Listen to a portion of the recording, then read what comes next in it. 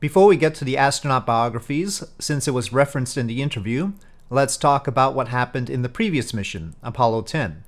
That mission launched 2 months before this one and carried Tom Stafford, John Young, and Gene Cernan.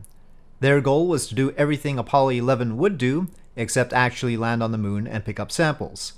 It must have been rough getting that tantalizingly close without actually landing, but they did their job, dumping the descent module when they would have started to make the landing, and using the ascent module to bring them back up to the command module's orbit in its abort mode. As the reporter noted, things did not go perfectly. When separating the descent stage, the module jerked to one side and wasn't lined up with where the ascent engine was supposed to be firing.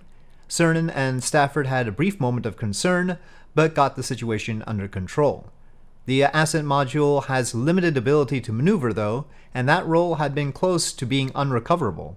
The problem was due to the crew giving the flight computer duplicate commands, and it wasn't in the mode it was supposed to be in. It's possible that Armstrong was already informed about what had gone wrong with Apollo 10 at this point, and just didn't want to embarrass the astronauts.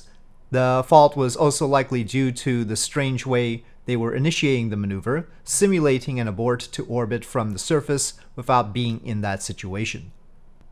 Later on, both John Young and Gene Cernan would get to land on the moon, commanding Apollo 16 and 17 respectively, so they didn't miss out on their chance, and both got much longer 3-day stays on the moon along with a lunar rover to drive, which Apollo 11 didn't have.